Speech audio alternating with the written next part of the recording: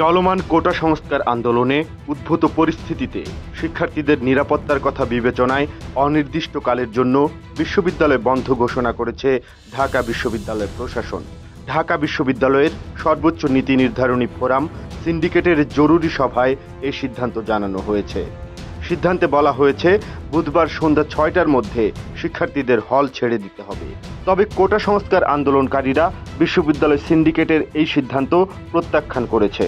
তারা বলছে কোনো অবস্থাতেই হল ছাড়বেন না। যমুনা রেফ্রিজারেটর, খাবার ফ্রেশ তো লাইফ জম্পেশ। বৈষম্য বিরোধী ছাত্র আন্দোলনের অন্যতম সমন্বয়ক সার্জিস আলম বলেছেন, হল খালি করার ঘোষণা আমরা মেনে নেব না। দেশে কোনো মহা দুর্যোগ চলছে না যে হল বন্ধ করতে হবে।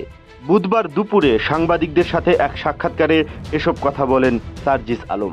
এ সময় তিনি আরও বলেন, আন্দোলনকে স্তীমিত করার উদ্দেশ্যে হল বন্ধ করার সিদ্ধান্ত নেওয়া হচ্ছে। শিক্ষার্থীরা হল ছাড়বেন না। তিনি বলেন, সরকার দাবি মেনে নিলে তারা আর রাজপথে থাকবেন না। ছাত্র সমাজ যৌক্তিক দাবির জন্য লড়ছে। বৈষম্য বিরোধী ছাত্র আন্দোলনের অন্যতম সমন্বয়ক আসিফ মাহমুদ বলেন, আমরা প্রত্যাখ্যান করছি। আমাদের যৌক্তিক আন্দোলন নস্যাৎ করার যে ষড়যন্ত্র চলছে সেটার ফাঁদে কেউ পা দেবেন না।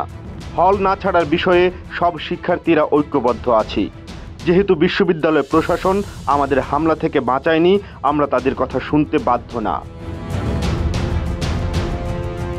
কোটা সংস্কারের দাবিতে চলমান আন্দোলনে সারা দেশের বিভিন্ন বিশ্ববিদ্যালয়ে দফায় দফায় সংঘর্ষ হয়।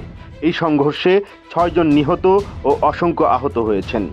এই ঘটনায় গতকাল মঙ্গলবার রাতে দেশের সব বিশ্ববিদ্যালয়ের শিক্ষাক্রম পরবর্তী নির্দেশ না দেওয়া পর্যন্ত বন্ধ রাখা ও শিক্ষার্থীদের আবাসিক হল ছাড়ার বিষয়ে নির্দেশনা দিতে উপাচার্যদের চিঠি দেয় বিশ্ববিদ্যালয় মঞ্জুরি কমিশন ইউজিসি।